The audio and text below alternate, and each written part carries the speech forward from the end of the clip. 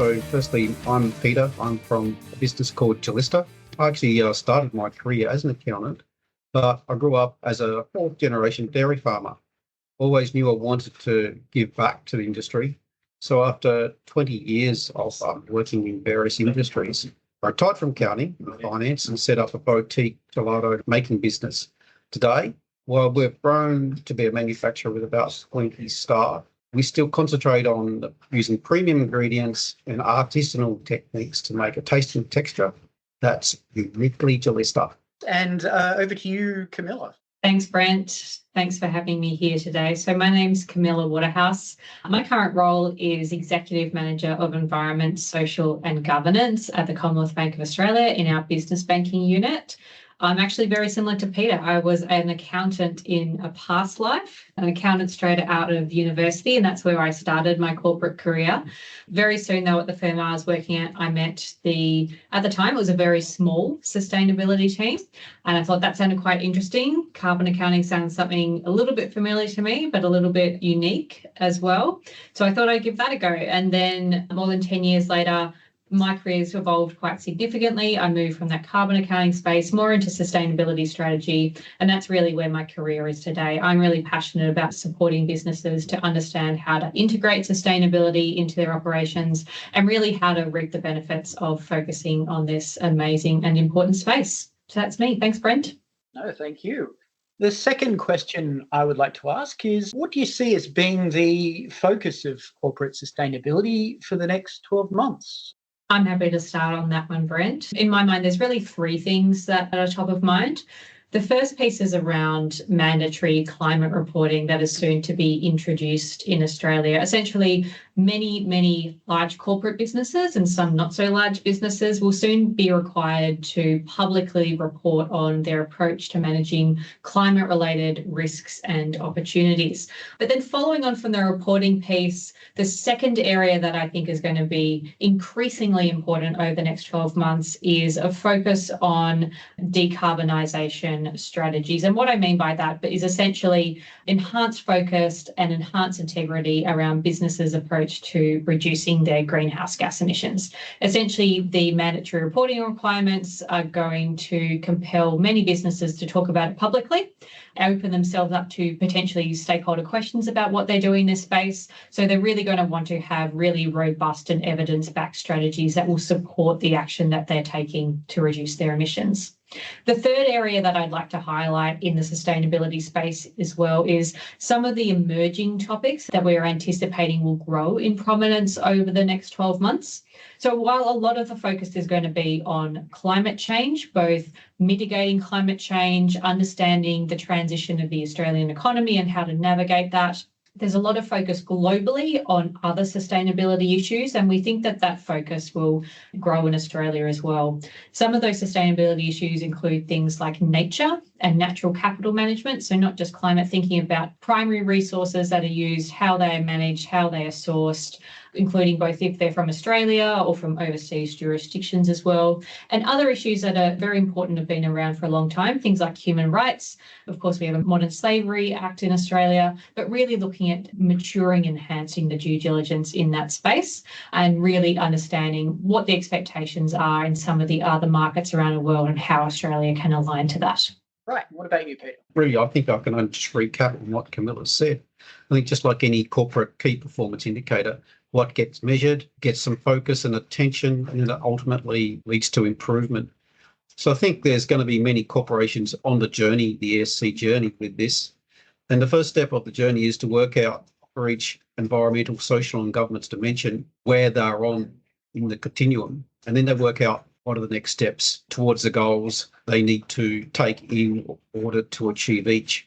And so I'd like to know about corporate reporting on climate and how you see that impacting manufacturers. I've spoken to a few companies, especially at the smaller end, who feel a little bit overwhelmed by the topic. Tell me about that point, please. Sure, I can pick up that one again. So maybe for everyone's context, it's worth just quickly reflecting on where these mandatory reporting requirements are coming from. And essentially, we have to start back at the global level. We've obviously got two ex-accountants on the call today. I'm sure there are many accountants who will be listening to this podcast as well. But we actually have accountants to thank for those mandatory reporting requirements. Many people will probably be familiar with IFRS, the global body that sets international financial reporting standards. A couple of years ago, they set up a sister organisation to create sustainability reporting standards. And this was essentially because businesses all over the world were experiencing stakeholder pressure to report on their approach to not only climate change, but other sustainability issues. But there were no standards in place to create a common language in how to talk about all of those issues and a common form of disclosure. So essentially what we had was a lot of disclosures being put out into the market that were quite inconsistent with each other and really based on best endeavours, but really weren't decision useful. And I think that was quite frustrating for many of the businesses that were trying to report and be useful to their stakeholders as well.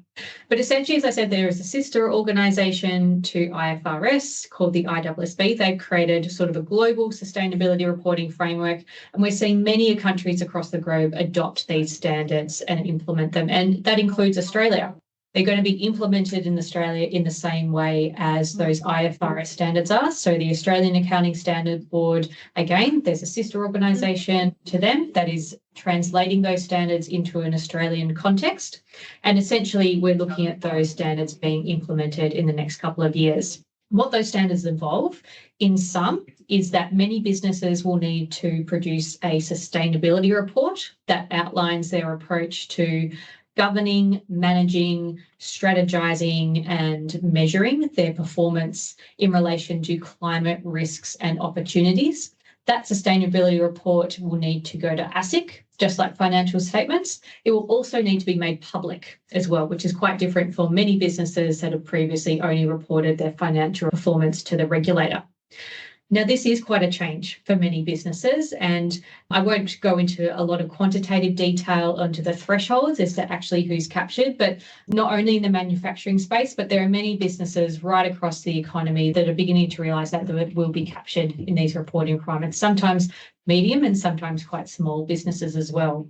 This is going to require many businesses to put enhanced focus on their reporting processes, not only capturing quantitative information like their emissions, like the amount of electricity that they're purchasing and using, but also thinking about getting ready to publicly articulate their broader strategy and risk management and governance approaches in this space. So quite a lot of change. For many manufacturing companies, we know that exactly as Peter said, they're measuring a lot of data, a lot of performance data that's really important for them to run their businesses efficiently, identify opportunities for improvement. There's going to be a mindset switch here though, because some of that data will now need to be public disclosure ready and almost assurance ready as well. So there's quite a switch that's going to need to be made there. And I think the other switch is also around that qualitative information, thinking holistically about strategy and what a future where we're experiencing more extreme weather events, more frequent extreme weather events will mean for that strategy and how best to navigate that. So in sum, quite a wholesale change, a lot to do, but a lot of work that ultimately at the end of the day is intended to bring business value and help businesses set themselves up for success into the future. Thank you. And Peter, would you like to give your thoughts on that? Perhaps hearing from the manufacturer's mouth might be illustrative. Yeah, I think probably for my business with Gelista, we're actually quite a small manufacturer in the whole scheme of things. So we won't be looking too closely at ESG reporting and our requirements in that space until next year. We've got a number of large projects on the go at the moment, especially in the QA space that we're doing. So it's going to be next calendar year that we're going to start to look at this in detail.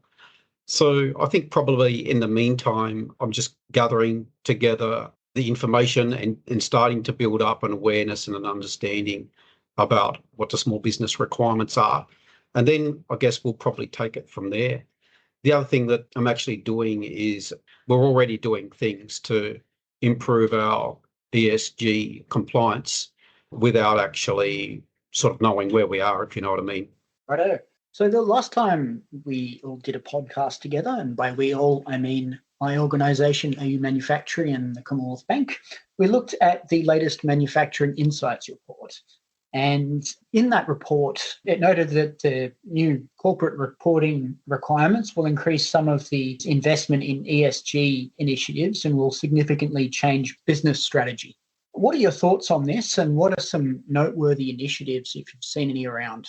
I can start on that one again. I'll jump back to that data point that I touched on before when talking about the impact of reporting.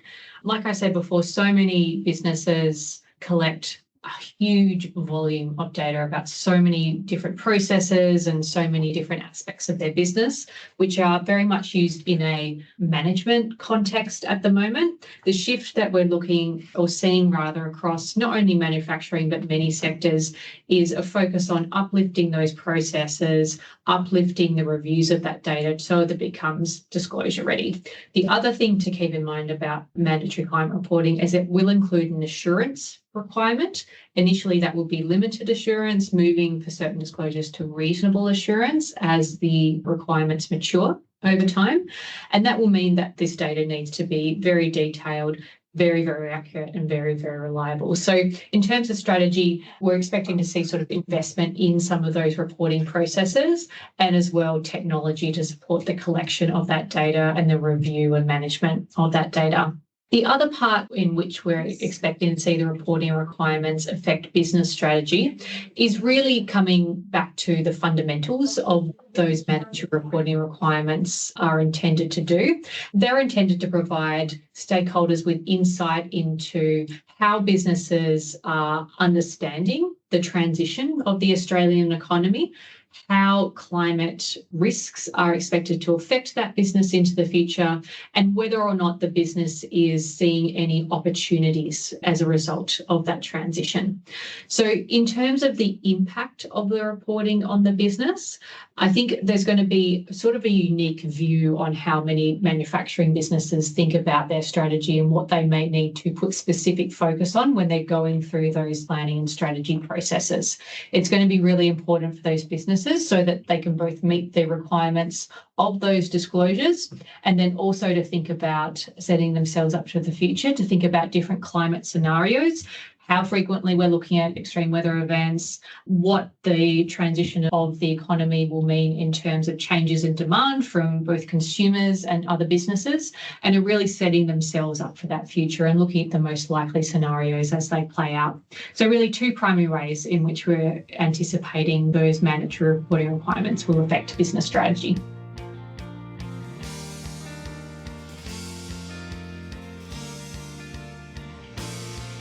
It's an interesting topic, and I've seen it work before, but it probably needs a little more attention, and that's why we're bringing it up.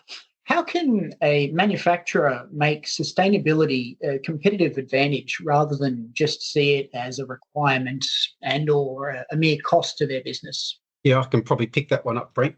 So firstly, like as a small manufacturer, everything that we do needs to have a financial impact or financial payback. And so as a small business, we have to balance business sustainability. So any CapEx decisions have to show some sort of a medium-term payback. So the drivers that we have to address is to address the legislation, or sometimes a particular customer has enforced a particular sustainability goal that suppliers have to comply with. So that's sort of the area where small manufacturers like Gelista have to address. I think probably when I think of sustainability and what we have to do at Gelista, we look at ways that we can reduce our carbon footprint and the like on the basis that we also get a payback. It's something that it's a good thing to do. So over the last 6 months, we've recently done things like complete a 90 kilowatt solar system installation, which is really, really good for Gelista because as a frozen desserts manufacturer, it means that, obviously we're busier when the sun is shining. So there's a good alignment of our usage of energy with the generation from solar. So we invest and have strategies around our, like improving our footprint by doing those things. But also, in terms of other things that we've done to improve our ESG, over the last 12 months, we've also moved into a new plant, which we were able to set up heat generation, where we can recapture otherwise wasted heat, and we heat our hot water from that. We also have procured industrial compostable paper cup packaging, and more recently, we're moving to 100% recycled plastic packaging. So that's just some of the little things that we're doing to improve our compliance. And so to return to the Manufacturing Insights report, it cites financial constraints as one of the biggest challenges to implementing sustainability initiatives for manufacturers. What are some of the offerings you have available that you might suggest to help out with that? I can take that one as the representative of the financier. So at the Commonwealth Bank and Business Banking, we have a range of solutions available to support all of our customers to implement their sustainability goals and ambitions. Across the financing space, we understand that our customers want to have flexibility in the underlying financial instrument that they're looking at. So we have a number of solutions available. At the start, we have an asset finance product, our vehicle and equipment finance offering that supports our customers to do what it says on the tin, access and finance assets, things like solar panels, things like switching to electric vehicles and acquiring the associated charging and battery technology. We also have term loan offerings as well. So we have, in the last 12 months, introduced a business green loan that's aimed at not only businesses in the manufacturing space, but lots of other businesses that are looking to implement activities that will have a positive impact on their sustainability performance overall. It does do things like help businesses to finance and switch to more energy efficient assets. Lots of different assets in the manufacturing space can be funded through that business green loan, but then also things like thinking about the facilities that they're operating out of. So we have a lot of uses for that business green loan where our customers can finance retrofitting of the buildings that they're in to make them more energy efficient and ultimately have a positive impact on the amount of electricity that you're using and, of course, their electricity bills as well. For our larger customers in the CBA business banking space, we can also support them with more traditional sustainable finance offerings. So things like sustainability linked lending, which is essentially general lending that we provide to businesses, but whereby the cost of funds is tied to our clients' achievement of pre-agreed sustainability targets, things like reduction of greenhouse gas emissions, things like improvements in diversity in their workforce and things like that. And we also support our customers with customised green loans aligned to the green loan principles that support them to conduct scale environmental projects. Outside of the financing space as well, we also understand that many of our customers are looking to understand what else they can do to take action in this space. And sometimes the answers aren't always obvious or easy. So we're looking at other solutions that we can bring to market to support our customers to make these decisions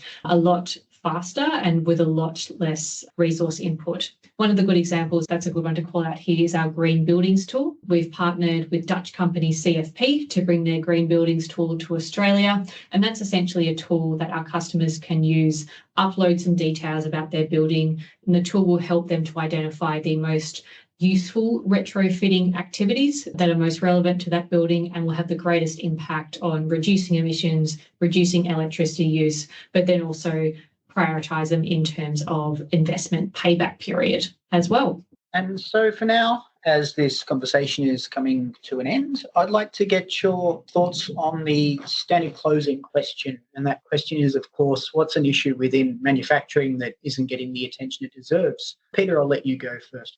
Oh, okay. I think I'll probably have to take that question with a bit more notice, actually, Brent. But I think in terms of ESG reporting and the like, I'd be very keen to have a look at Camilla's tool that she just mentioned about having a look at what our next priorities are in terms of our ESG journey. We've recently moved into a new facility here in South Australia. And as part of that, we've ticked a lot of boxes in improving our ESG compliance in terms of, for example, our new factory, our new freezers have double the amount of insulation. So we're ticking a lot of boxes there. We also have a central refrigeration system that is very, very efficient And as I mentioned before, we capture the excess heat that's generated by that and heat our hot water. We also use VSD drives to run our motors and the like. So we've already done a lot of things that we can do to reduce our energy consumption. As a consequence of that, we're now at the next point of working out what the next steps would be for us on this journey. But as I said at the outset, every small business like mine has to balance the things we're doing in the sustainability space to show a medium-term payback. And I think here at Gelista, we probably need more help in working out what those priorities are and what's going to be the biggest bang for buck. All right. And finally, Camilla. Well, first of all, Peter, we can have a chat to Troy, make sure we can give him access to that tool so that we can give you access to it as well. Yeah, thank you. Perfect. But just to round that one out, maybe not an issue that's not getting attention, but perhaps not quite the right sort of attention, at least in my view. And I'm going to come back to the mandatory reporting piece. It is something that so many businesses are spending a lot of time thinking about. And in conversations I've had with not only business owners, but senior leaders as well, is they are quite worried about the impact that it could potentially have. It is a lot of work to go and prepare for that type of reporting. The spin that I potentially put on it is that the nature of the work that needs to be done to prepare for those disclosures and develop the content required for those disclosures is really, really important strategic work. And I think it's going to help many businesses to think about their strategy and think about the opportunities available to them in the future in a slightly different way. So I think that the reflection that I've had is for people to go in with an open mind, to engage in the substance and really treat it as an opportunity to think a little bit differently about their business and think a little bit differently about their strategy and use it as an advantageous opportunity to go and think about what could be done differently and what they haven't thought of before in terms of new opportunities. Well, Camilla and Peter, it's been lovely having you both on the program. Thanks for making the time and for being on AU Manufacturing Conversation. Thank you. Thank you very much, Brett. A few things you should know. Reference to the IFRS made in this podcast refers to the International Financial Reporting Standards. Credit products are only available to approved business customers for business purposes only. All applications are subject to the bank's eligibility and suitability criteria and normal credit approval processes. T&Cs apply. Guests featured in the podcast are speaking from their personal experiences only. As this podcast has been prepared without considering your objectives, financial situation, or needs, you should, before acting on the content, consider its appropriateness to your circumstances. CommBank does not necessarily endorse the views of a particular individual or guarantee the accuracy of the information provided.